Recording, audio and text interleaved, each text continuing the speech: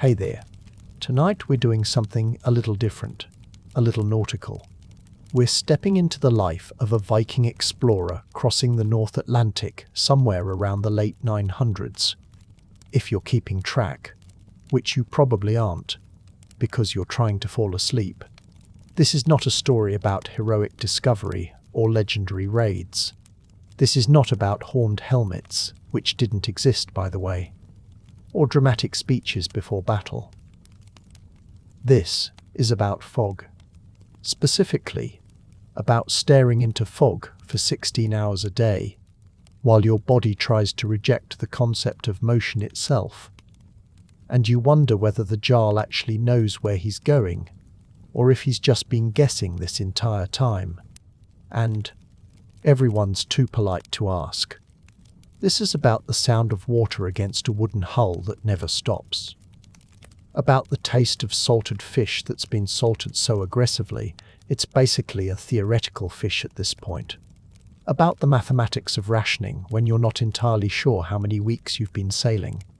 And the landmarks you're supposed to be looking for are a bird, maybe, and some seaweed, hopefully. Before we begin, go ahead and like the video if you enjoy what we do here. Subscribe if you'd like more of this. More historically accurate maritime tedium narrated with the enthusiasm it deserves. And let me know in the comments where you're listening from and what time it is. It's always fascinating to see who's joining us from around the world, all of us united in our appreciation for the finer points of medieval navigational anxiety. Now, dim the lights, get comfortable, maybe turn on a fan for that soft background hum that drowns out the existential questions about whether you're sailing toward land or just very slowly dying in a wooden box. Let's begin. You volunteered for this. Let's be clear about that from the start. No one forced you onto this ship. No one conscripted you into crossing an ocean that most people have the good sense to avoid. You heard about an expedition. You heard the Jarl. Let's call him Ericsson. Because of course his name is Ericsson. Had a reputation for finding land where there shouldn't be any land. You heard there was silver involved. Maybe land grants. Maybe just the kind of reputation that makes people remember your name after you're dead. So you volunteered. Congratulations. You're about to spend the next several weeks discovering that the ocean is very large, your body hates you, and the concept of West is more philosophical than you'd previously understood. The ship is a Nar, a merchant vessel, about 70 feet long, high-sided, built for cargo rather than speed. It's the maritime equivalent of a moving van, practical, unglamorous, and absolutely not designed with your comfort in mind. The hull is oak. The sail is wool. Everything smells like tar and salt, and the particular kind of damp that never quite dries. There are about 30 of you on board. Crew mostly. A few other optimists who also thought crossing an uncharted ocean sounded like a reasonable life choice. Some of them have done this before. They say they have, anyway. Their confidence is not as reassuring as you'd hoped. It has the quality of men who've survived something once and have convinced themselves that means they understand it. They don't. No one does. The day you leave, the weather is fine. The sky is that particular Nordic grey that could mean anything. The wind is decent. The Jarl stands at the stern looking confident in that way that leaders do when they need everyone to stop asking questions. He's been to Iceland before. He's been to the Faroes. He knows the routes. He's read the stars. He's also guessing. But you don't know that yet. The coast of Norway disappears behind you in stages. First, the details. The individual trees. The faces of the people waving from shore. The specific rocks you'd been using as reference points. Then, the general shapes. The hills. The mountains. then just a dark line on the horizon that could be land or could be clouds, or could be your imagination trying to give you something to hold on to. And then nothing. Just water. Water in every direction, grey and rolling. And the ship beneath you that suddenly feels much smaller than it did when you were standing on the dock looking at it. The first day is fine. Exciting even.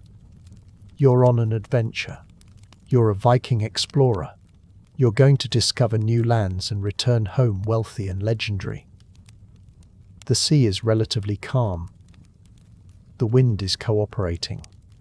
You can still convince yourself this was a good idea. The second day, your body begins to object. Seasickness is not what you expected. You thought it would be a bit of nausea, a slight discomfort. The kind of thing you could power through with Viking determination and a strong constitution. You were wrong.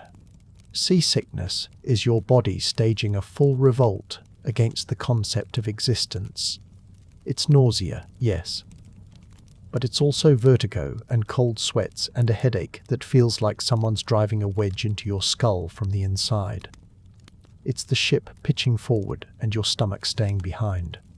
It's the horizon tilting at angles that shouldn't be possible. It's lying on the deck trying to find a position that makes it stop, and discovering that no such position exists. You try going below deck. Surely it's better below deck, away from the sight of the moving water. It's worse below deck. Below deck is a low-ceilinged space that smells like tar and unwashed men, and the fish oil they're using to waterproof everything. It's dark. It's damp. The ceiling is maybe 5 feet high, so you're constantly hunched. And the motion is worse somehow. You can't see the horizon. You can't anticipate the pitch and roll. Your body just gets thrown around in the dark, while your brain screams that something is very wrong and you should probably die about it. You go back up on deck. You spend the next 3 days in a state of misery that makes you reconsider every life choice that led to this moment. You can't eat. You can barely drink.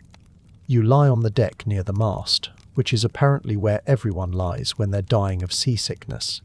And you watch the sky move in circles, and you think about how your ancestors were farmers. And maybe they had the right idea. The crew is sympathetic in that way. That people are sympathetic when they've been through it themselves, and know there's nothing to be done about it. They bring you water. They tell you it passes. They don't tell you when it passes, because that would be a lie. And Vikings are many things, but they're not optimists. On the 4th day, you don't feel better exactly. You just feel less like dying. Your body has apparently decided that if you're going to insist on this nonsense, it's going to have to adapt. The nausea becomes background noise. You can stand without immediately needing to vomit. You can look at food without your stomach staging a protest. You're not cured. You're just functional. And functional is all you're going to get. Because here's what no one tells you about life aboard a Viking ship. The seasickness doesn't actually go away. It just becomes part of you.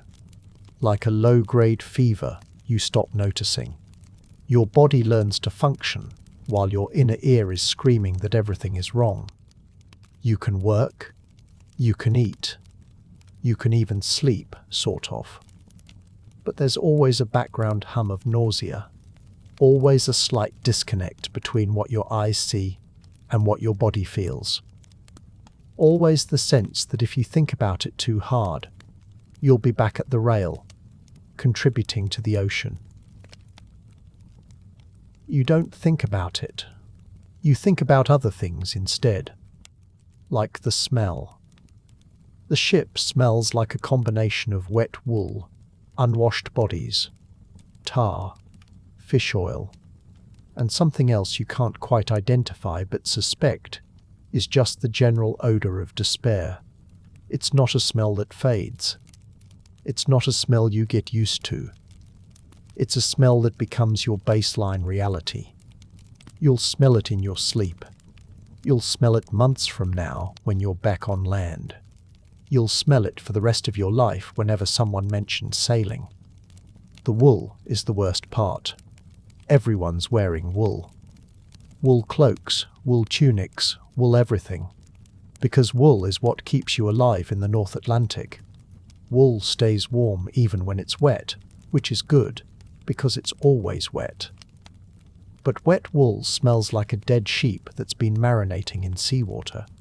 And when 30 men are wearing wet wool in close quarters, the smell achieves a kind of physical presence. It has weight. It has texture. You can taste it. The tar is everywhere.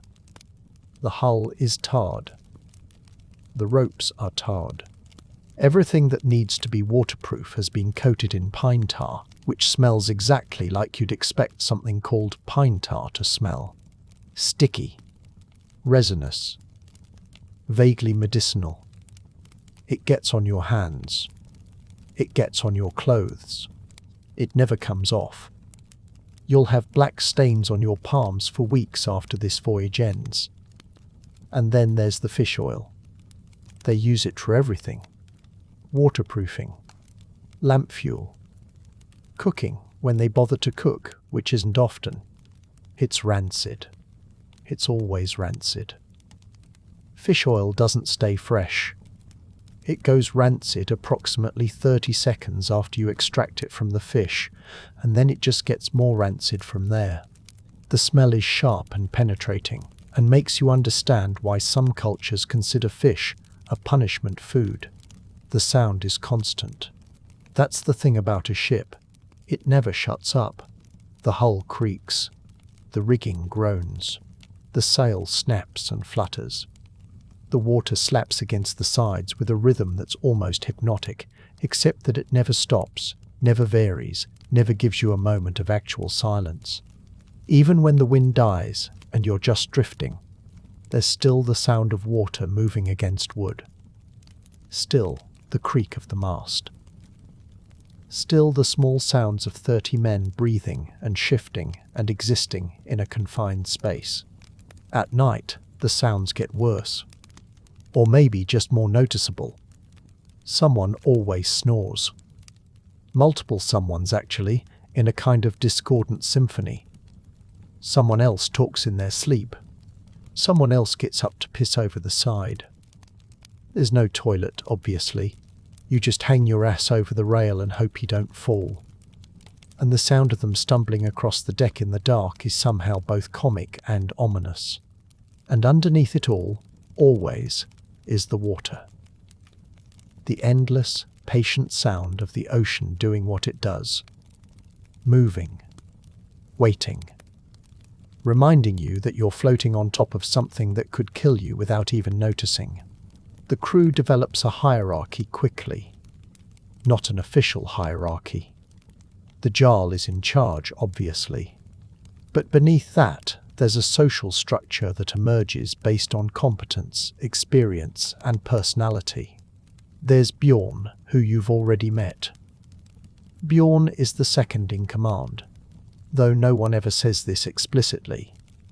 He's maybe 40, which is old for a Viking, which means he's survived things. He has scars. He has stories. He has the kind of quiet authority that comes from knowing exactly what he's doing and not needing to prove it. When Bjorn tells you to do something, you do it. Not because you're afraid of him, because you trust that he knows why it needs to be done. Then there's Orm. Orm is younger, maybe 25, and he's the navigator's assistant. He's the one who actually understands the sun compass, who can read the stars, who knows which birds mean what. He's clever. Too clever, maybe. He has opinions about everything and shares them frequently. The crew tolerates this because he's useful. But there's a limit to how much cleverness people want to hear when they're cold and hungry and bored. There's Ketil, who's in charge of the supplies. This is possibly the most important job on the ship after steering. Kettil is the one who knows exactly how much food is left, how much water, how many days you can sail before the math stops working. He's meticulous, obsessive even. He checks the barrels twice a day. He counts everything. He has a notched stick that matches the Jarl's notched stick, and if the numbers don't align, he recounts until they do. No one likes Kettil. Everyone needs Kettil. There's Ulf and Egil, who are brothers, and who work as a unit. They're both massive. The kind of men who look like they were carved from oak, and then given minimal instructions on how to be human. They handle the heavy work, moving cargo, raising and lowering the sail, anything that requires brute strength and minimal conversation. They don't talk much. They don't need to. They communicate in grunts and gestures and the occasional punch to each other's shoulder that would hospitalize a normal person. There's Halfdan, who's the ship's carpenter. Every ship needs a carpenter because things break constantly. Wood splits. Joints separate. The mast develops cracks. Halfdan fixes these things with a combination of skill and what appears to be prayer.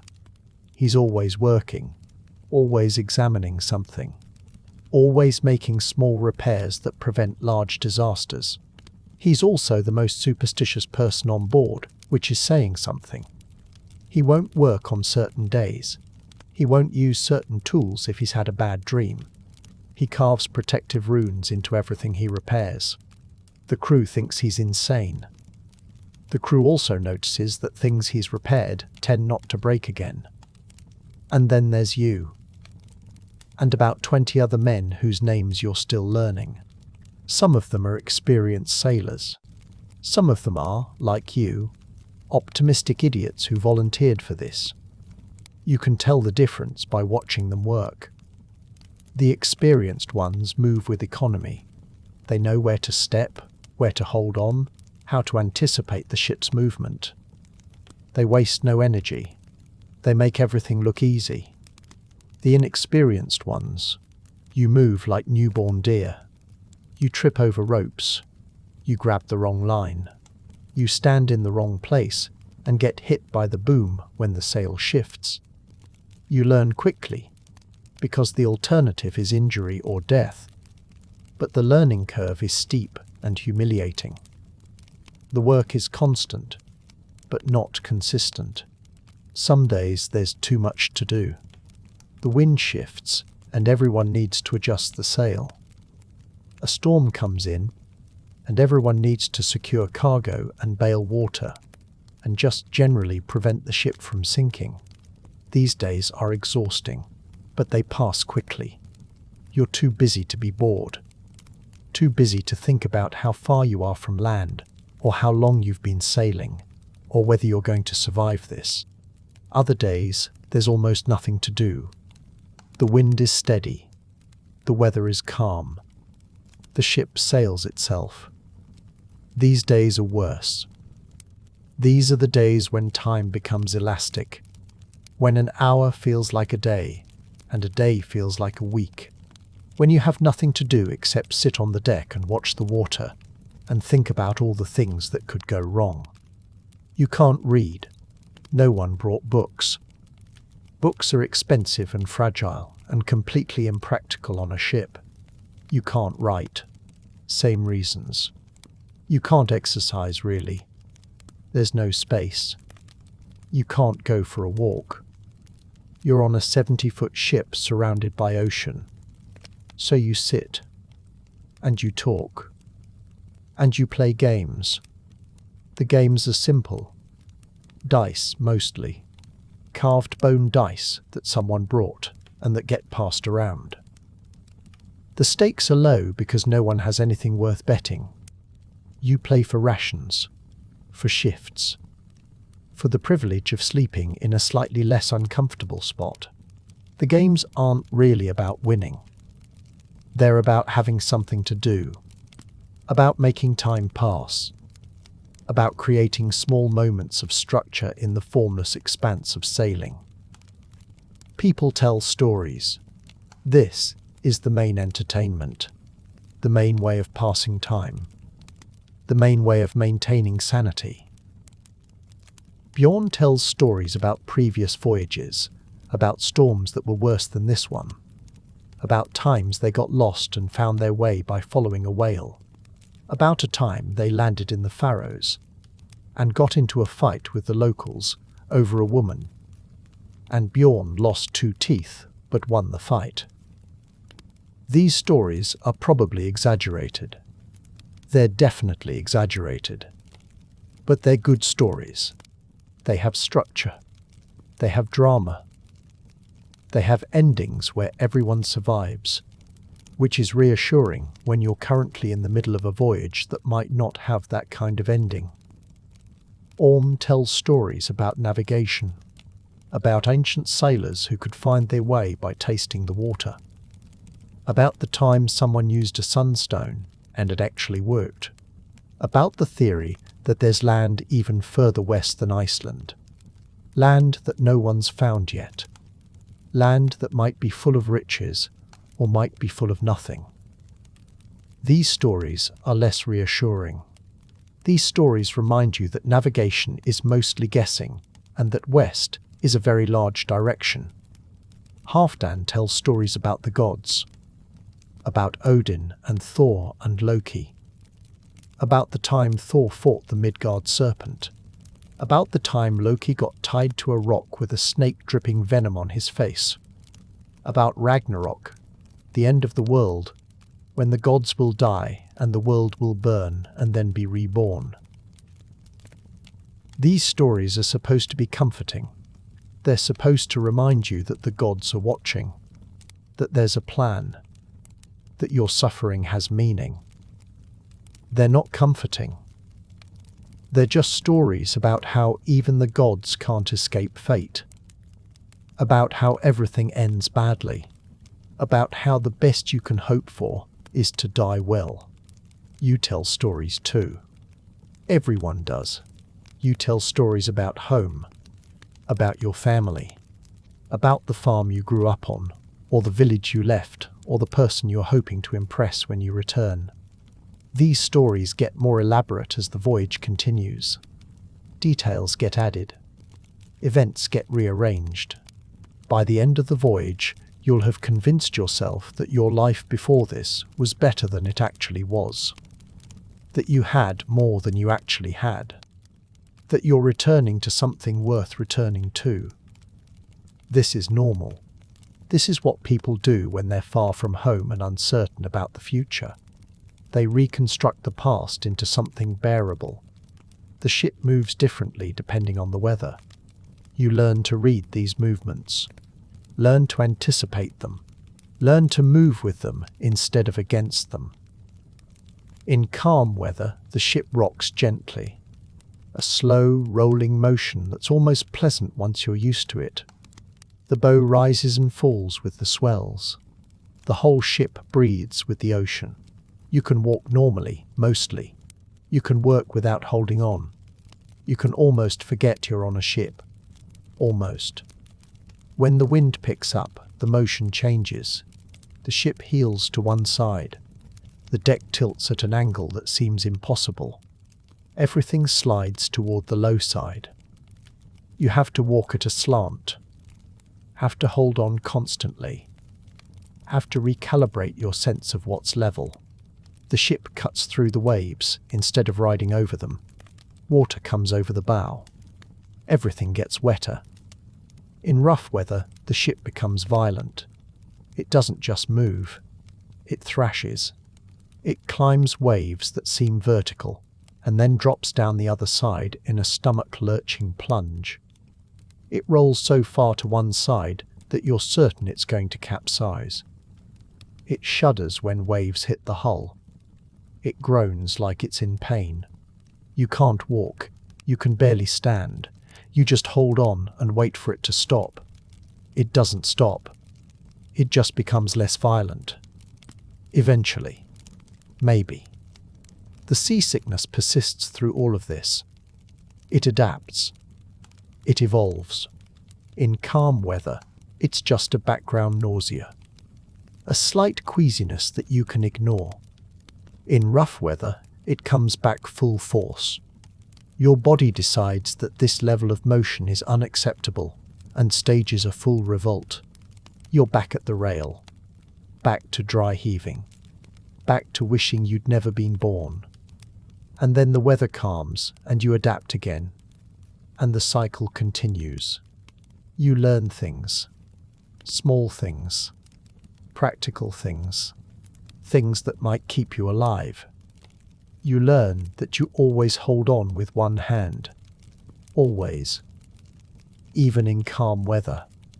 Even when you think you don't need to.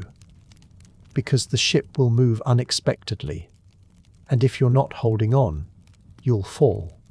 And falling on a ship means hitting something hard or going overboard. And both of those options are bad. You learn where to step. Which parts of the deck are slippery. Which ropes are under tension and might snap. Which areas are in the way when the sail needs adjusting. You learn to move in patterns. To follow the same paths. To develop muscle memory for navigating a space that's constantly moving. You learn to sleep in impossible conditions. Sitting up. Wedged between cargo. With your head on a coil of rope. With the ship pitching and the wind howling and someone snoring directly in your ear. You learn that sleep is not about comfort. It's about exhaustion. About your body shutting down whether you want it to or not. You learn to eat food you don't want to eat. To chew hardtack until your jaw aches. To swallow salted fish that tastes like punishment. To drink weak beer that's starting to go sour. You learn that hunger is a better motivator than taste. That your body will accept anything if you're hungry enough. You learn the small dangers. The constant, mundane ways you could be injured or killed. The boom. The horizontal pole that holds the bottom of the sail swings across the deck when the wind shifts. If you're in the way, it'll hit you. Hard. Hard enough to break bones. Hard enough to knock you overboard. You learn to watch the sail. To anticipate when it's going to shift. To be somewhere else when it does. The ropes are under constant tension. If one snaps, it becomes a whip. It'll cut through flesh. It'll take off fingers. It'll blind you if it hits your face. You learn to give taut ropes a wide berth. To never stand directly in line with them. To always assume they're about to fail. The deck is always wet. Always slippery. You can fall at any moment. You learn to walk carefully. To test your footing. To move slowly even when you want to move fast. The cargo shifts. Barrels roll. Crates slide. If you're in the way when a barrel decides to relocate, you're going to have a very bad day. You learn to secure everything. To check the lashings. To never trust that something will stay where you put it. People make mistakes. Someone ties a knot wrong. Someone doesn't secure a line properly. Someone stands in the wrong place at the wrong time. These mistakes have consequences. A rope comes loose and the sail flaps violently. A barrel breaks free and crashes into someone's leg. A tool falls from the rigging and nearly brains someone on the deck below. No one dies from these mistakes. Not on this voyage. Not yet. But everyone knows someone who did. Everyone has a story about a sailor who got hit by the boom, or crushed by cargo, or washed overboard in a storm. These stories get told frequently. Not as warnings exactly. Just as reminders. As acknowledgements that you're all one mistake away from being a story someone else tells. The boredom and terror coexist in a way that shouldn't be possible, but is. You can be bored and terrified at the same time. You can be sitting on the deck, playing dice. having the same conversation you've had 5 times already, while simultaneously being aware that you're in the middle of an ocean, that you don't know exactly where you are, that the food is running low, that a storm could come in at any moment, that you could die out here and no one would ever know what happened to you. This is the psychological reality of sailing. This is what breaks people, not the storms, not the hunger, the combination of monotony and existential dread, the endless days of nothing happening while everything could happen, the constant low-level anxiety that never resolves, the knowledge that you're completely out of control of your situation and there's nothing you can do except wait and hope and try not to think about it too much. Some people handle this better than others. Bjorn seems unaffected. He's done this enough times that the anxiety has worn smooth. He knows the odds. He knows that most voyages end fine. He knows that worrying doesn't help, so he doesn't worry. He just does his job and tells his stories and waits for land. Orm handles it by talking, constantly, about navigation and weather and the gods and anything else that crosses his mind. The talking is a defense mechanism, a way of filling the silence, a way of convincing himself that he understands what's happening, that he has some control, that his knowledge matters. Halfdan handles it with superstition, with rituals and offerings and rune carving, with the belief that if he does the right things, says the right prayers, makes the right offerings, the gods will protect him. This is probably nonsense, but it gives him something to do, something to control, and maybe that's enough.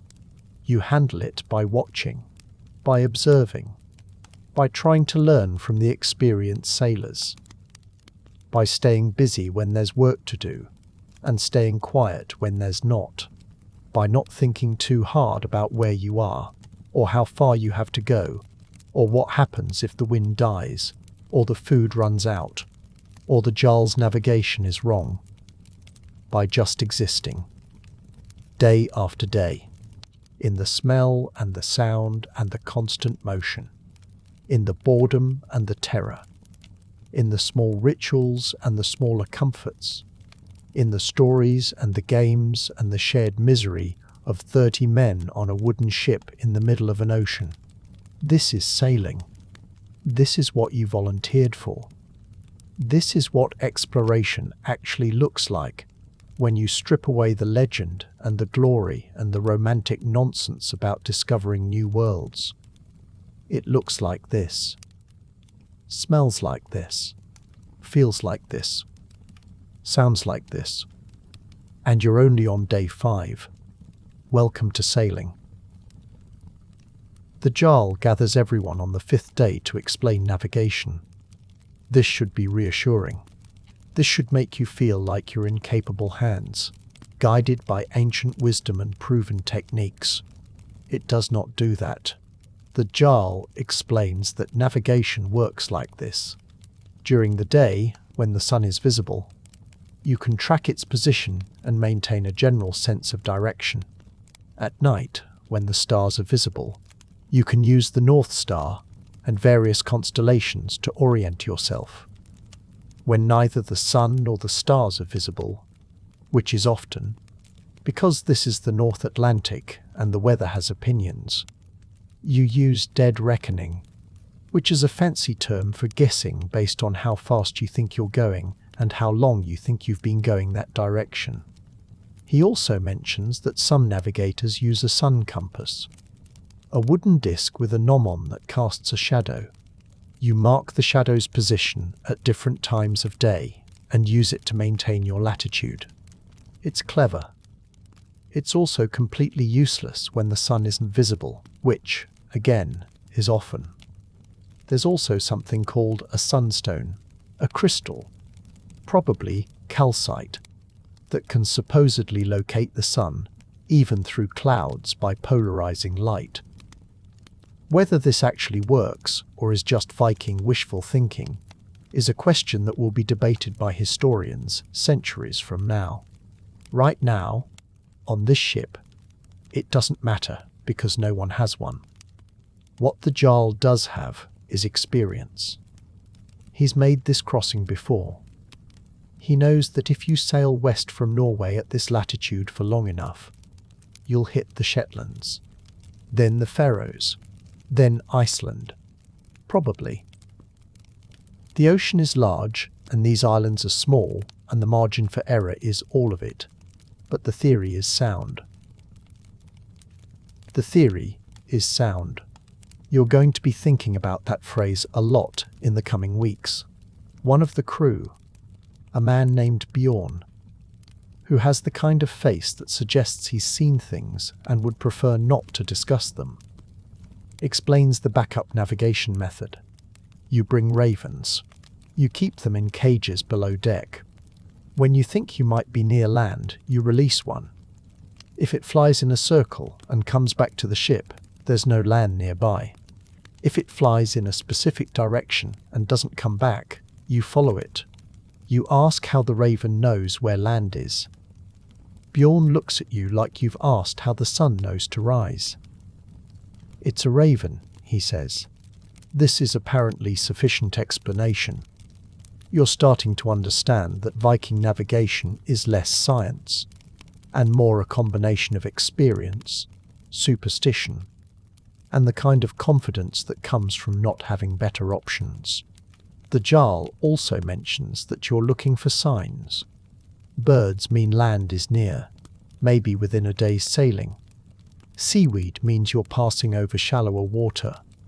Whales sometimes congregate near coastlines. Clouds that don't move might be sitting over mountains.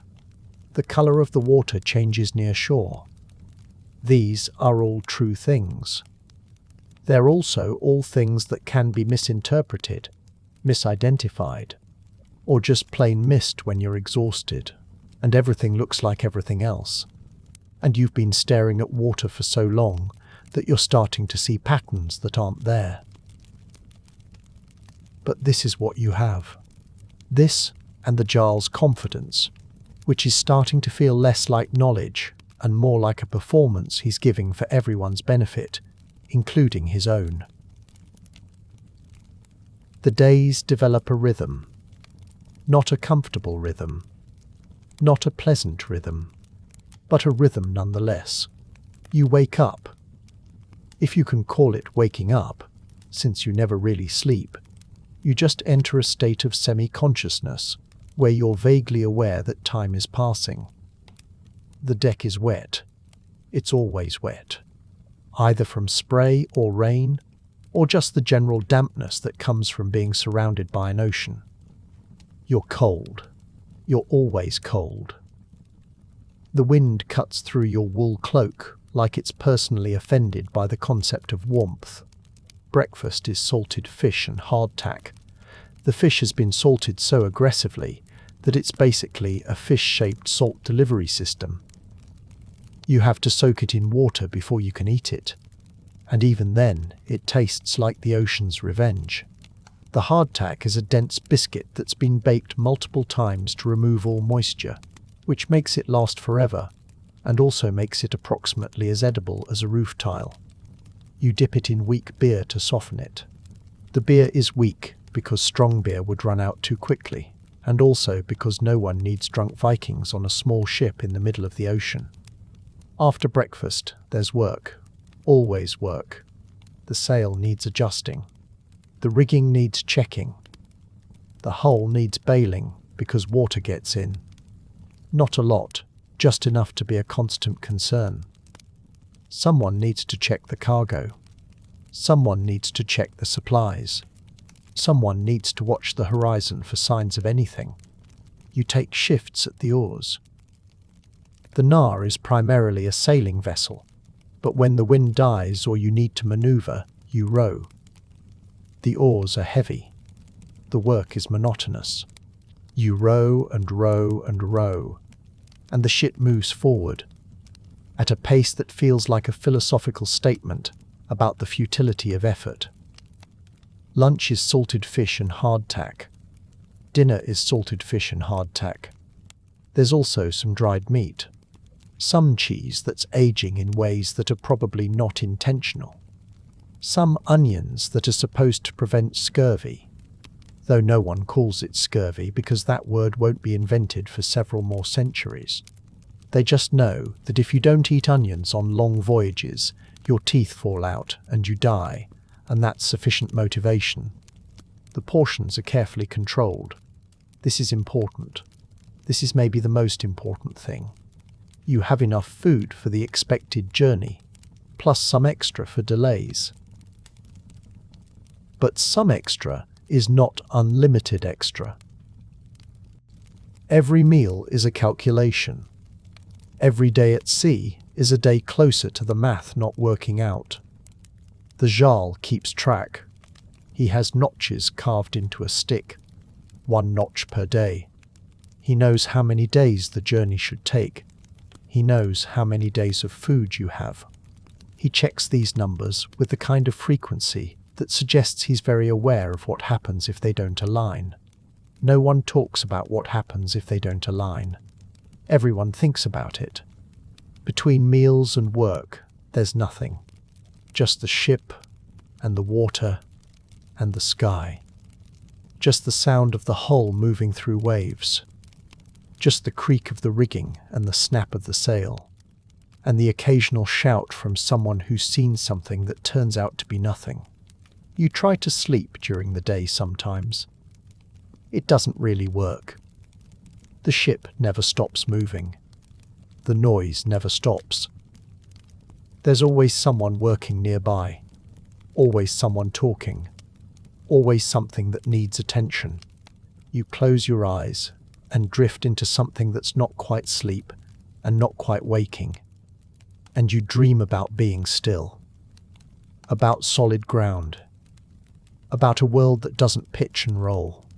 At night, if the weather is clear, you can see the stars. They're extraordinary. More stars than you've ever seen, because there's no light anywhere except the small lamp the Jarl keeps burning near the stern.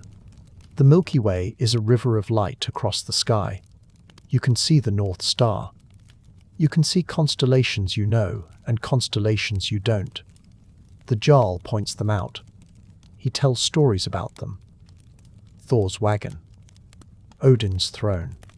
The great wolf Fenrir chasing the sun. These stories are navigation aids and religious instruction and entertainment all at once. They're also a way to make the sky feel less empty, to make the darkness feel less absolute, because the darkness is absolute.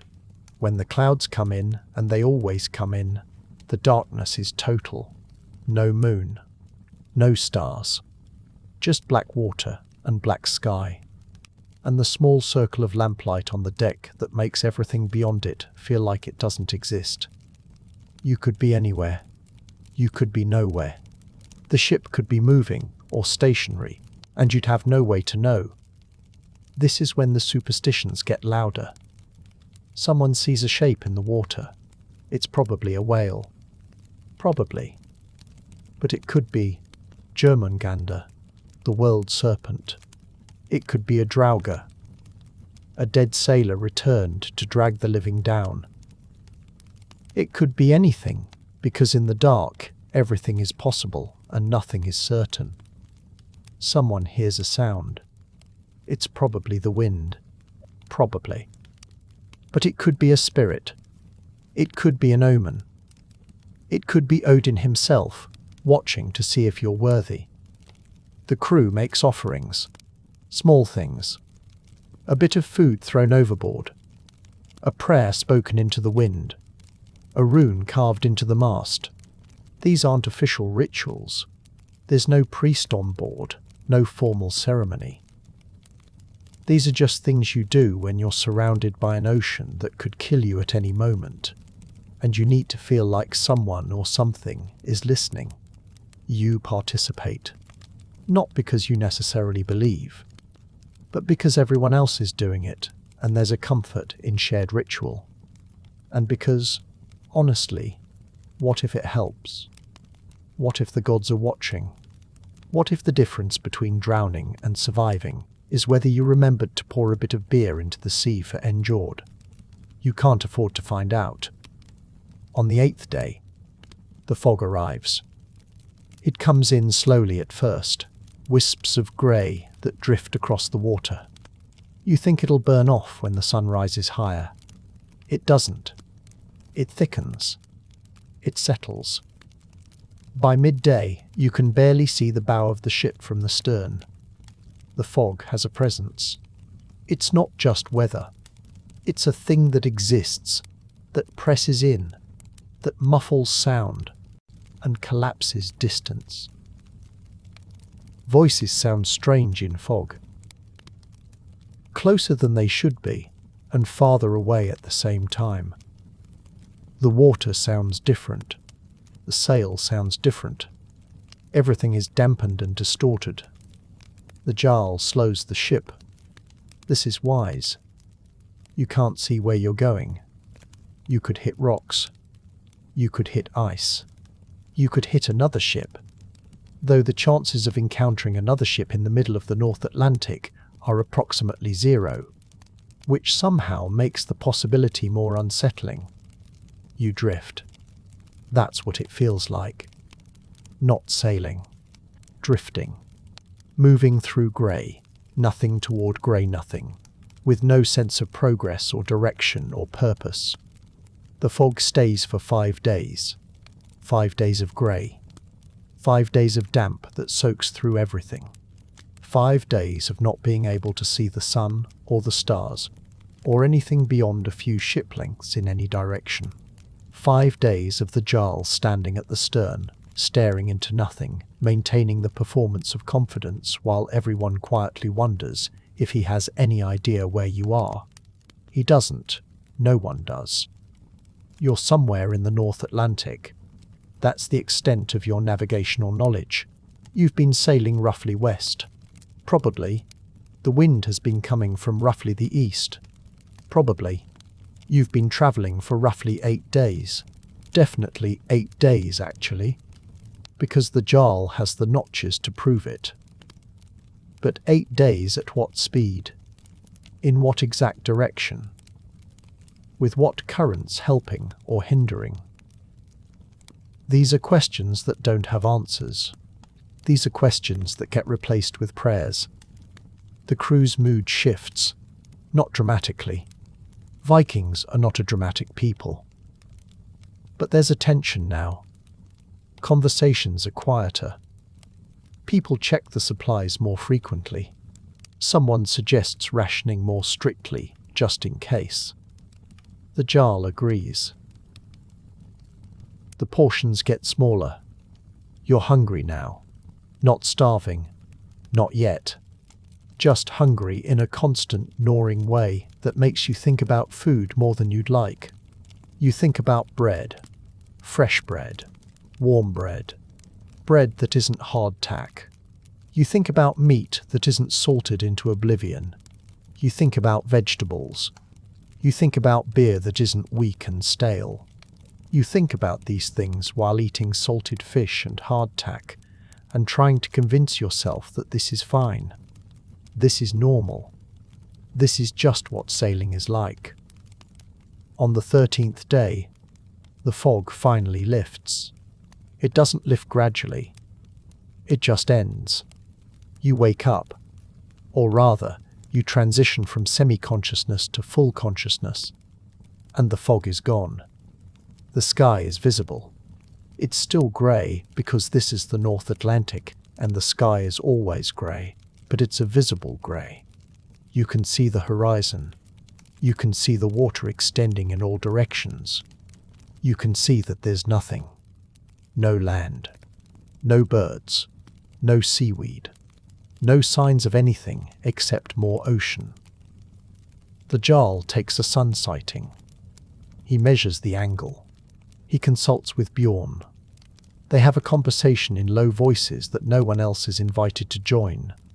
Then the jarl announces that you're on course. Everything is fine. You should reach the Faroes soon. He's lying. Not maliciously. Not even consciously, maybe. But he's lying. He doesn't know where you are. He's making an educated guess based on incomplete information and hoping it's correct. This is leadership. This is what command looks like when you're in the middle of an ocean with 30 lives depending on you, and no actual certainty about anything. You keep sailing west. The days continue. The rhythm continues. The work continues. The portions get smaller. Not dramatically smaller, just incrementally smaller. Small enough that you notice. Small enough that the hunger becomes more than a background sensation. It becomes a presence, a constant companion, a thing you think about during every waking moment, and probably during sleep too, if you were actually sleeping. You start doing math. You can't help it. You count the days. You estimate the remaining food. You try to calculate how many more days you can sail before the math stops working. The numbers are not comforting. The numbers suggest that the Jarl's estimate of soon needs to be very accurate, or things are going to become difficult. Things are already difficult. They're about to become more difficult. On the 17th day, you see the whale.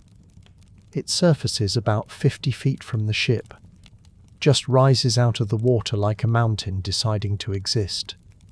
It's enormous, bigger than the ship, bigger than anything you've seen that's alive. Its skin is dark and scarred and barnacled. It breathes, a massive exhalation that sounds like a storm. And the spray catches the light and creates a rainbow that lasts for exactly 1 moment before disappearing. Then it dives. The tail comes up flukes wider than a man is tall and slides beneath the surface with barely a ripple. And it's gone. The entire encounter lasts maybe 30 seconds. No one speaks for a full minute after. Then, everyone speaks at once. It's a sign.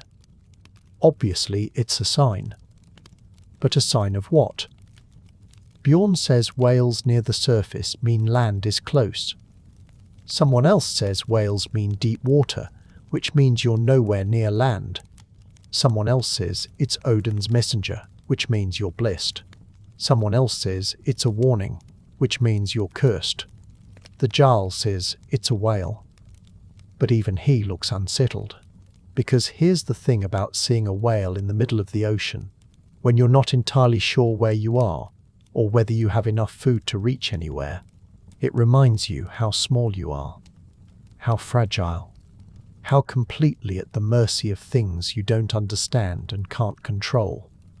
The whale could have surfaced under the ship, could have capsized you with a flick of its tail, could have ended this entire expedition in seconds without even noticing it had done so.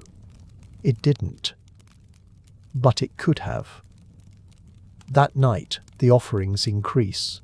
More food goes overboard. More prayers get spoken.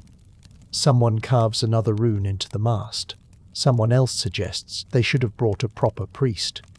Someone else points out that priests don't actually control whales, and this observation is met with the kind of silence that suggests maybe they should anyway.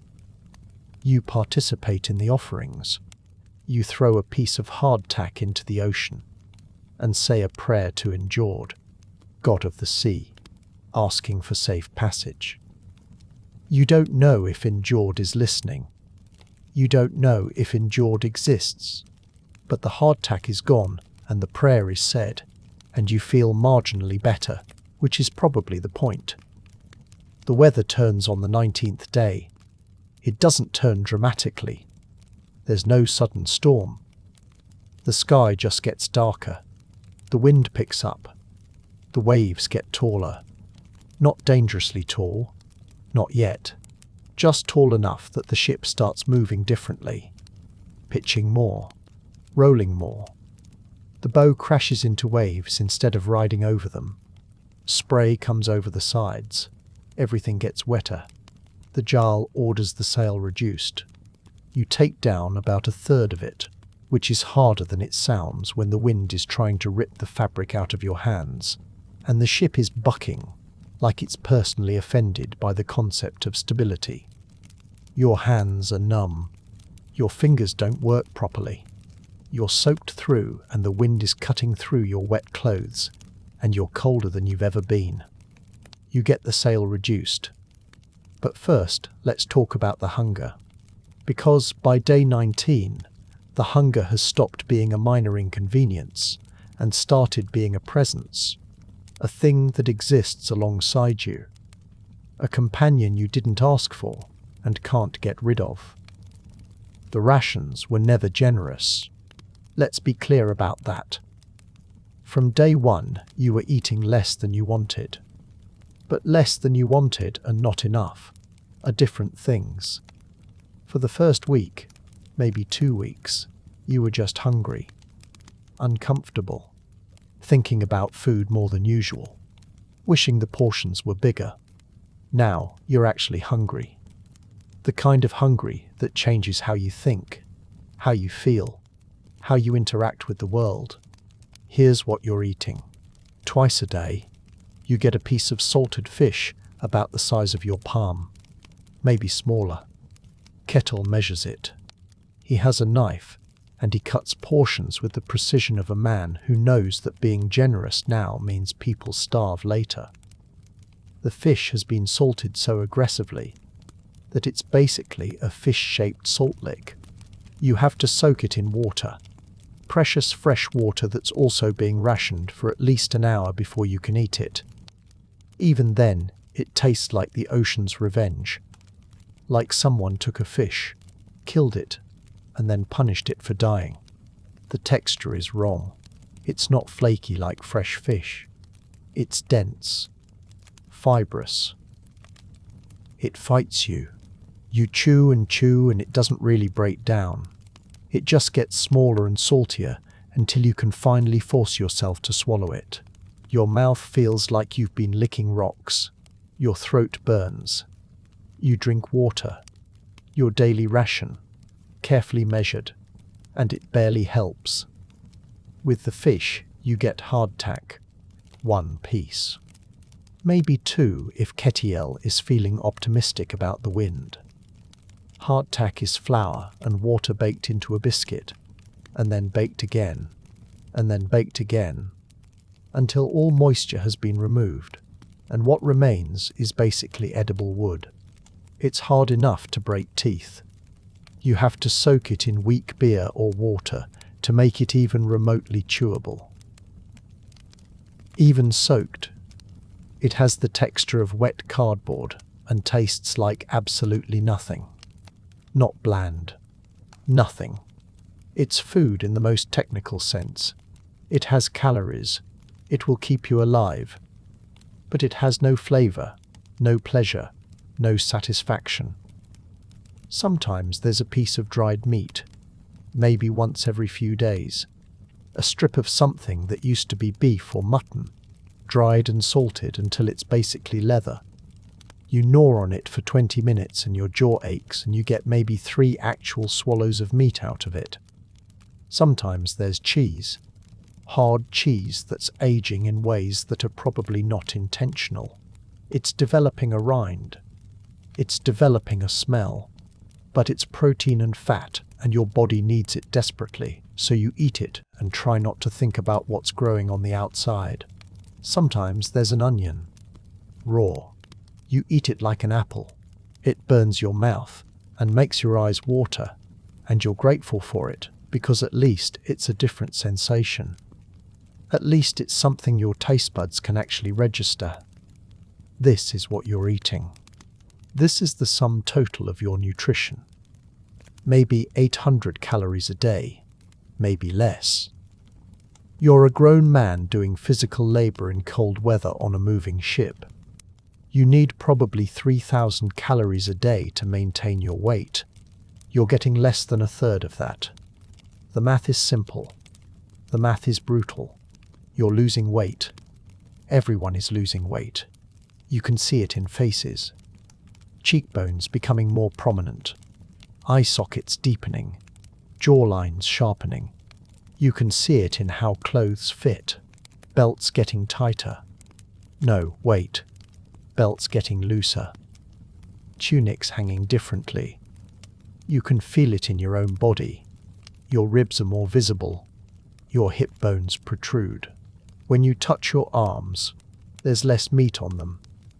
Your body is eating itself. That's what's happening. You're not getting enough food, so your body is consuming its own fat, its own muscle, converting itself into energy to keep you alive. This is a process that works. For a while, your body has reserves. But those reserves are finite, and every day at sea is a day closer to running out. Ketil knows this. The Jarl knows this. Everyone knows this, though no one says it directly. What they do say is things like, "We should reach the Faroes soon. The wind is good. We're making excellent time. I've done this crossing in less time than this." These are not statements of fact. These are prayers disguised as confidence. These are men trying to convince themselves that the math will work out, that they've calculated correctly, that the wind will hold, that they'll reach land before the food runs out. But you can see Ketil checking the supplies. Twice a day. Sometimes 3 times. You can see him counting, recounting, moving his lips as he does arithmetic. You can see the expression on his face when he finishes. It's not a good expression.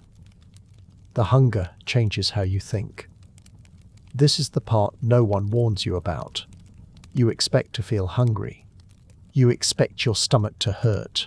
You expect to think about food. You don't expect it to consume you. By day 15, you're thinking about food constantly.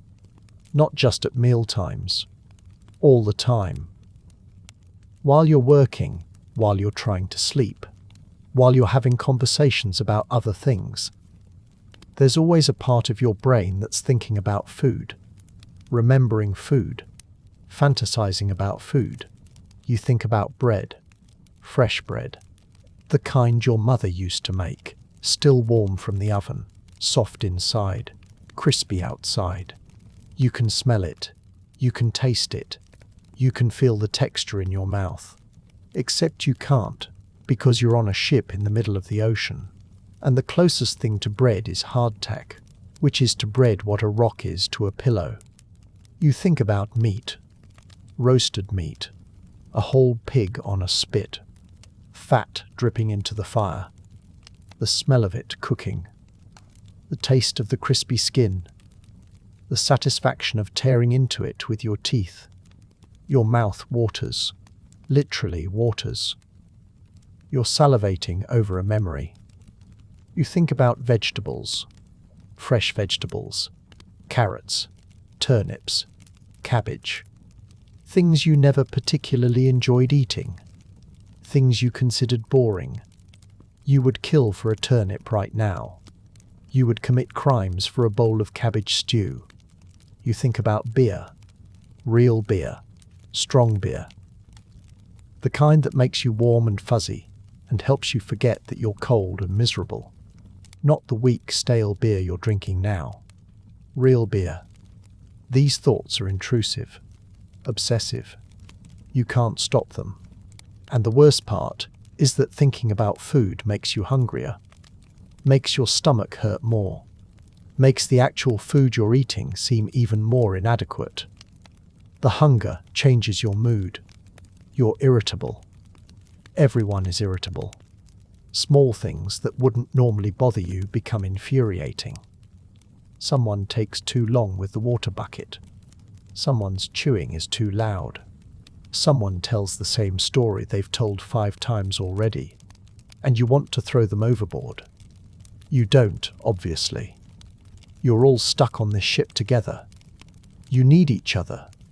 But the impulse is there. The anger is there, simmering just below the surface, waiting for an excuse. Arguments break out, stupid arguments. Arguments about nothing. About whose turn it is to bail. About whether someone's portion was slightly larger than someone else's. About the correct way to tie a knot. These arguments are not really about knots or portions or bailing. They're about hunger. About fear. About the slow realization that you might not make it. But you can't say that. So you argue about knots. The hunger also makes you sad, depressed. You find yourself staring at the water for hours, thinking about nothing, or thinking about everything, about home, about the people you left behind, about whether you'll see them again, about whether this was worth it, about whether anything is worth it. Some men cry. Not openly, not dramatically, just quiet tears while they're sitting alone at night, thinking no one can see them. Everyone can see them. No one mentions it. The hunger makes you weak, physically weak. The work gets harder. Rowing is exhausting. Raising the sail takes longer. Your muscles don't respond the way they should. You get tired faster. You need to rest more. But there's no time to rest. The work still needs to be done. Your thinking gets slower, fuzzier. You have trouble concentrating. Someone gives you instructions and you have to ask them to repeat it. You forget things. You make mistakes. Small mistakes mostly. But on a ship, small mistakes can become big problems. You get cold easier. Your body doesn't have the fuel to keep you warm. You're shivering constantly, even when you're working, even when you're moving. The cold gets into your bones and stays there. The crew starts watching each other. Not obviously, not aggressively. But everyone is aware of everyone else's portions. You watch Kettle cut the fish. You watch him distribute it. You watch to make sure everyone gets the same amount. You watch to make sure no one is getting extra. You watch to make sure you're not getting less. This is shameful. You know it's shameful. These are your crewmates, your companions. You should trust them. But hunger makes you suspicious, makes you petty, makes you count. You count everything. How many pieces of hardtack are left in the barrel? How many fish? How many days you've been sailing? How many days of food remain? You do the math over and over. The math never gets better. Conversations change. People talk about food constantly, about meals they've had, about meals they're going to have when they get home. These conversations are torture. They make the hunger worse. But you participate anyway because what else is there to talk about? Someone describes a feast they attended.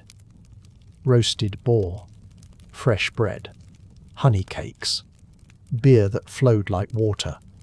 Everyone listens with the intensity of men hearing religious scripture. Someone else describes their mother's stew, the exact ingredients, the way she prepared it, the way it tasted. You can see people's mouths moving, swallowing, imagining. These conversations always end the same way, with silence, with everyone thinking about what they're actually eating, with the return to reality. The fear starts around day 20. Not panic. Not yet. Just a quiet, growing fear that lives in your chest and gets heavier every day. The fear that you've miscalculated, that the Jarl's navigation is wrong, that you're not as close to land as you think, that the wind will die and you'll be stuck, that a storm will blow you off course, that the food will run out before you reach anywhere. The fear that you're going to starve to death in the middle of the ocean. This is not an irrational fear. This is a completely rational fear, based on accurate assessment of your situation. You are on a ship with limited supplies in the middle of an ocean. with no guarantee of reaching land in time. People die like this. Ships disappear like this. This is a real possibility, and there's nothing you can do about it. You can't make the ship go faster. You can't make the wind blow harder. You can't make land appear. You can't make the food last longer. You're completely powerless. Completely dependent on factors outside your control, so you do what humans do when they're powerless and afraid. You create rituals. You make offerings. You pray.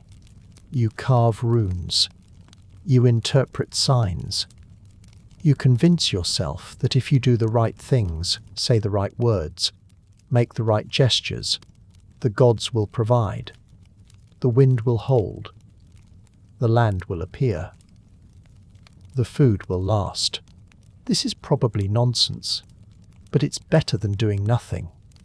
By day 19, the hunger is no longer just physical. It's psychological. It's spiritual. It's existential. It's changed who you are, how you think, how you relate to other people, how you understand your place in the world. You are hungry. You are weak. You are afraid. And you still have weeks to go. The ship steadies. Slightly. It's still rough. It's still miserable. But it's manageable. For now. The storm builds slowly. Over hours. The sky gets darker. The wind gets stronger. The waves get taller. By evening, you're in what will later be called a gale. Though right now you're just calling it bad and hoping it doesn't become worse. It becomes worse. By nightfall, the waves are tall as buildings. The ship climbs them. A slow, laborious climb that feels like it'll never end. And then drops down the other side in a stomach-lurching plunge that makes you certain you're about to capsize. Water comes over the bow. Water comes over the sides. Everything is water and wind and darkness and noise. The noise is extraordinary. The wind doesn't howl. It screams. It shrieks.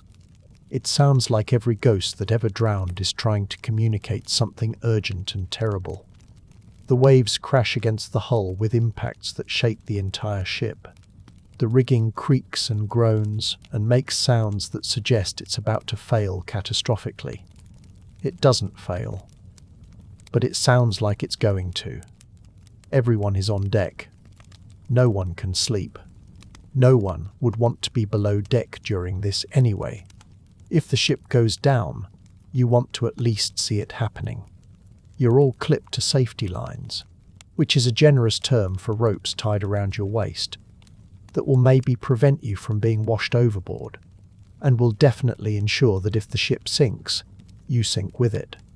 The Jarl is at the stern, steering, or trying to. The rudder is fighting him. The ship wants to turn broadside to the waves, which would be fatal. He's using all his strength to keep the bow pointed into the wind. Bjorn is helping him. 2 men on the rudder, both of them soaked and exhausted, and holding on with everything they have. You're bailing. Everyone who's not steering is bailing. Water is coming in. Not a lot. Not enough to sink you. But enough that it needs to go back out. You have buckets, you fill them and throw the water overboard and fill them again. It's pointless. It's Sisyphean. For every bucket you throw out, another wave brings more in. You do it anyway. Because what else are you going to do? A rope snaps. One of the lines holding the reduced sail. It whips across the deck like a living thing. Someone screams. You think someone got hit. You can't see. It's too dark. Too chaotic. Someone is moving toward the broken line. Someone is trying to secure it. The sail is flapping violently, threatening to tear itself apart. They get it secured. You don't know how. You don't know who. But the sail stops flapping and the ship steadies slightly, and you go back to bailing. This continues for hours. You lose track of time. There's no day or night, just storm, just water and wind, and the constant certainty that the next wave will be the one that ends this. You're exhausted. You're terrified. You're so cold that you've stopped shivering, which some part of your brain recognizes as a bad sign. You bail. You pray. You bail and pray and bail and pray. And somewhere in the middle of it you realize you're not praying to any specific God. You're just praying to whoever's listening, to the universe, to the ocean itself. Please, please let this stop. Please let us survive this. Please. The storm doesn't care about your prayers, but it does eventually stop, not suddenly. It fades. Over hours. The waves get smaller. The wind gets quieter. The sky gets lighter, not bright, just less dark. By dawn, you're in what could almost be called normal conditions. Rough seas. Strong wind. But survivable. You survived. Everyone survived. One person has a broken arm from the rope strike. Someone else has a gash on their head from being thrown against the mast. Everyone is bruised and battered and exhausted beyond the point where exhaustion is even a meaningful concept. But you're alive. The Jarl does a count. Makes sure everyone is accounted for. Checks the ship. The hull is intact. The mast is intact. The sail is damaged but repairable. Some cargo shifted. Some supplies got soaked. But the ship is functional. You're alive, and the ship is functional. And that's as close to victory as you're going to get. Someone laughs. It's a slightly unhinged laugh. The laugh of someone who's just survived. Something they shouldn't have survived, and doesn't quite know how to process it. Someone else joins in. Then everyone is laughing. Not because anything is funny, but because you're alive, and laughter is what you do when you don't know what else to do. The Jarl doesn't laugh. He just nods. Once. A small acknowledgement that you all did what needed to be done. Then he points west. You keep sailing. The days after the storm have a strange quality. Everything is quieter. Not actually quieter. The wind and waves are still constant, but quieter in your head. You survived the storm. You survived the worst thing that could happen. Except it wasn't the worst thing that could happen. The worst thing that could happen is still out there. Still possible. The storm just reminded you of that. The rations get smaller again. You're on day 23 now. The Jarl's notched stick is getting long. The supplies are getting short. The math is becoming uncomfortable. You're eating maybe 2/3 of what you were eating at the start. Maybe less. It's hard to tell. The portions were never generous. Now they're just insufficient. You're hungry all the time. Not starving. Not yet. But hungry in a way that makes everything harder. Makes the work harder. Makes the cold harder. Makes the boredom harder. Your body is consuming itself. You can feel it. You're thinner. Weaker. Your clothes fit differently. Everyone is thinner. No one talks about it. The crew's superstitions intensify. This is natural. This is what happens when you're hungry and exhausted and uncertain and completely out of control of your situation. You need something to control. You need some action you can take that might influence the outcome. So you make offerings. You carve runes. You interpret signs. A bird appears. Just one. A gull, probably. It circles the ship twice and flies off to the northwest. This is significant. This is very significant. Birds mean land. The direction the bird flew means that's where land is. Probably. Maybe. The crew discusses this at length. The Jarl adjusts course slightly to the northwest. You're now following a bird you saw for 30 seconds. This is navigation. 2 days later, you see seaweed. Just a clump of it, floating on the surface. Brown and tangled and completely unremarkable, except for what it represents. Seaweed means shallow water. Shallow water means land nearby. Maybe. Possibly. The seaweed could have drifted from anywhere. Could have been floating for weeks. But it's something. It's evidence. It's hope. The crew's mood lifts. Slightly. People talk more. Move more. The offerings increase.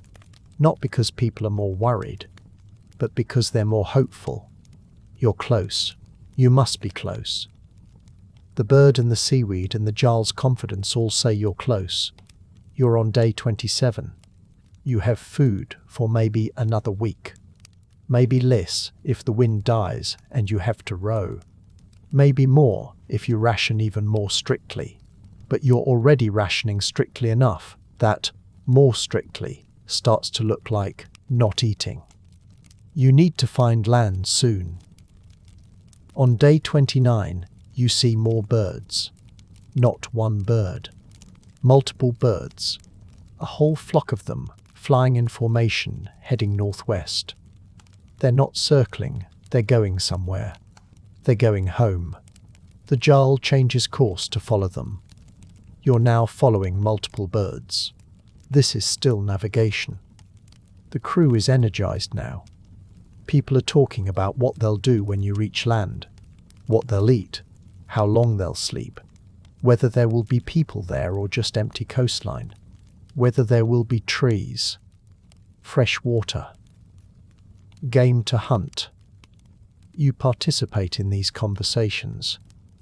You talk about eating something that isn't salted fish.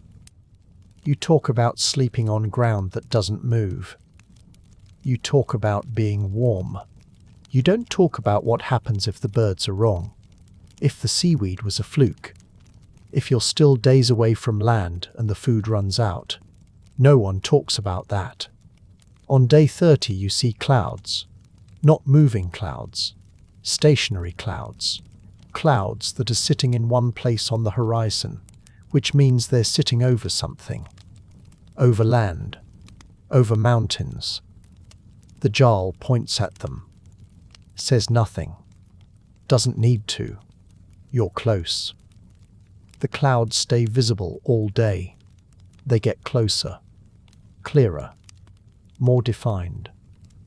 By evening you can see darkness beneath them. Not water darkness. Land darkness.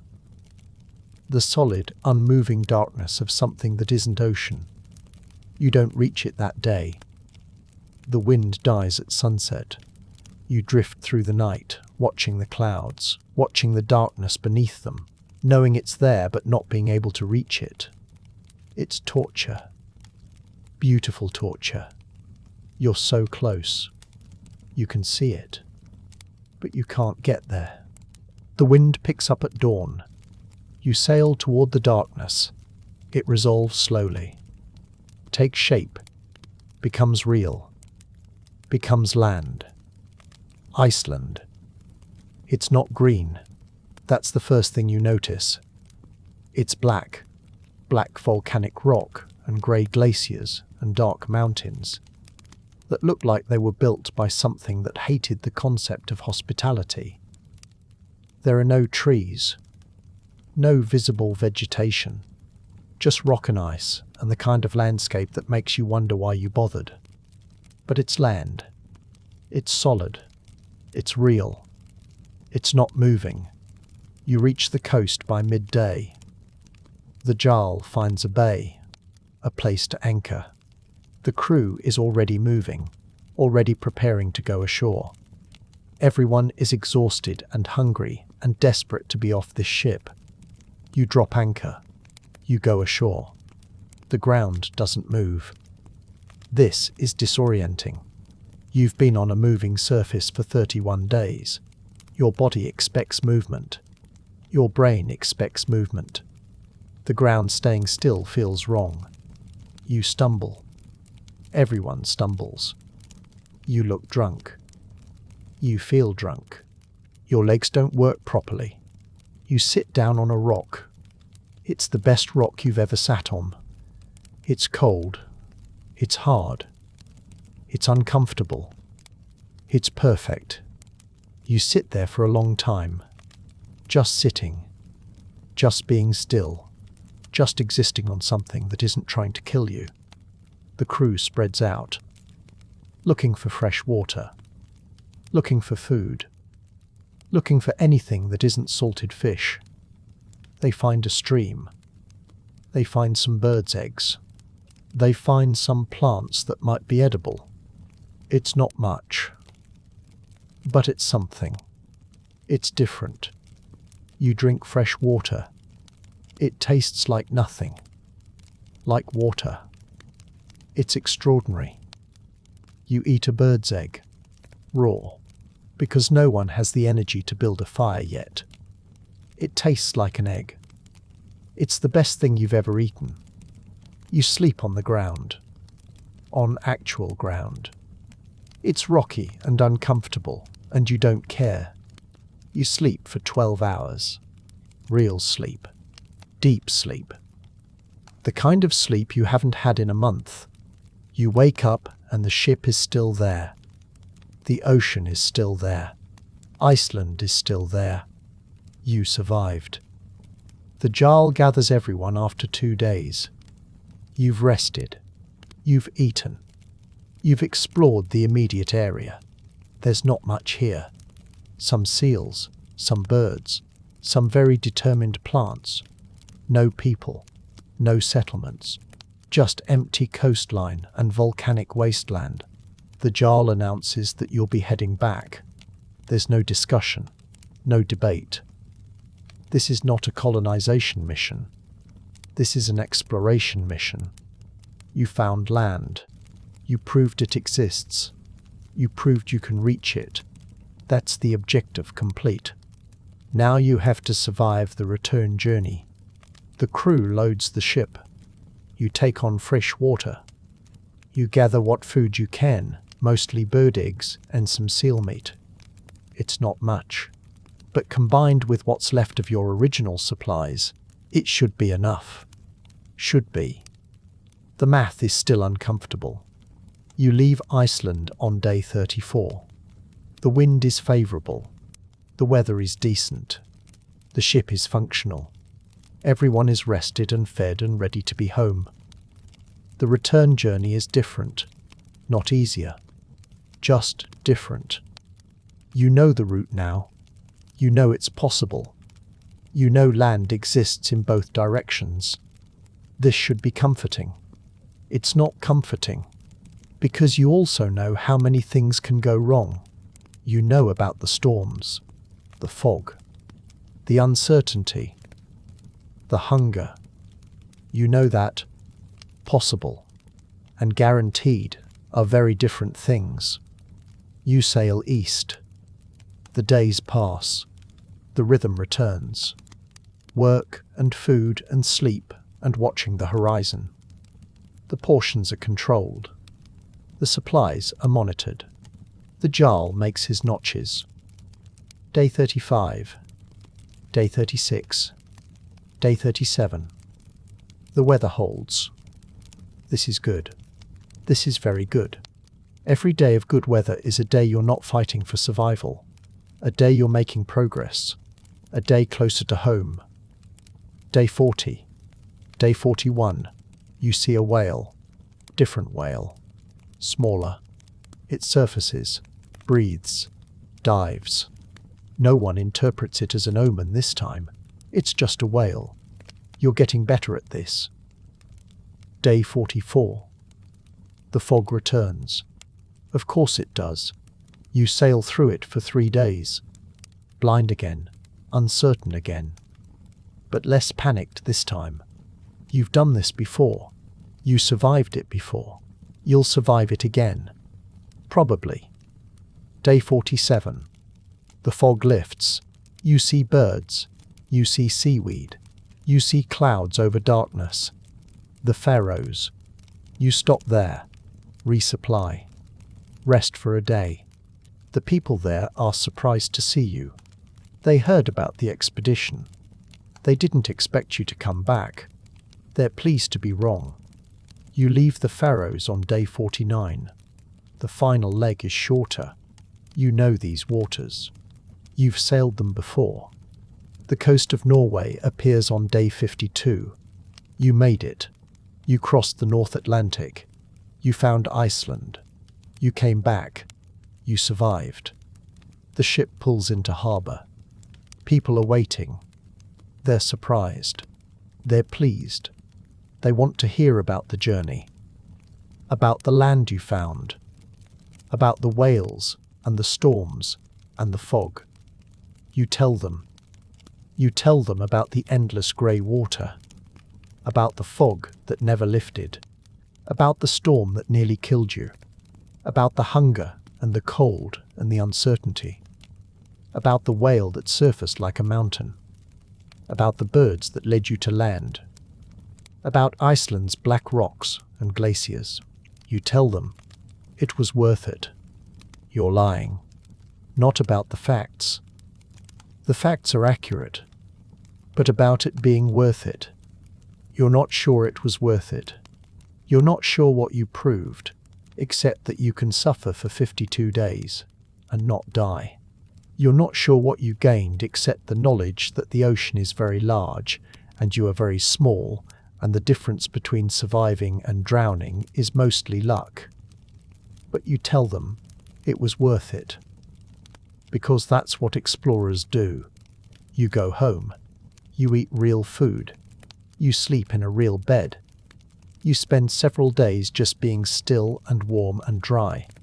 Your body recovers. Your weight returns. The constant hunger fades. The memories don't fade.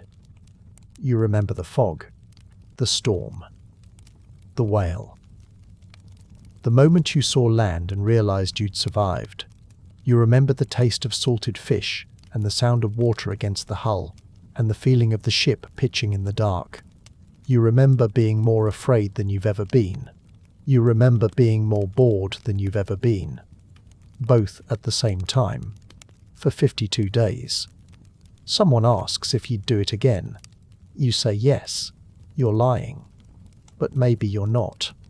Maybe in a few months, when the memories have softened and the discomfort has faded, and someone mentions another expedition, you'll volunteer again. Maybe you'll convince yourself it wasn't that bad. Maybe you'll remember the whale and the moment you saw land and forget about the hunger and the fear. Maybe. Or maybe you'll remember that the ocean is very large and very grey and very indifferent to whether you live or die. Maybe you'll remember that navigation is mostly guessing. That survival is mostly luck. That the difference between being a legendary explorer and being a cautionary tale is whether the wind happens to blow in the right direction. Maybe you'll remember that you spent 52 days being cold and hungry and terrified and bored. And at the end of it, you found some rocks and ice that no one particularly needs. Maybe you'll stay home. But probably not, because here's the thing about being a Viking explorer. It's not about the destination. It's not even about the journey. It's about being the kind of person who looks at an ocean and thinks, I wonder what's on the other side, instead of, that looks like a good way to die. It's about being the kind of person who volunteers for 52 days of suffering. Because maybe, possibly, there's something worth finding. It's about being the kind of person who survives and then lies about whether it was worth it. You're that kind of person. You survived the North Atlantic. You found Iceland. You came back. You're a Viking explorer. Congratulations. Now go to sleep. Dream about solid ground. Dream about fresh water. Dream about food that isn't salted fish. Dream about being still. You've earned it.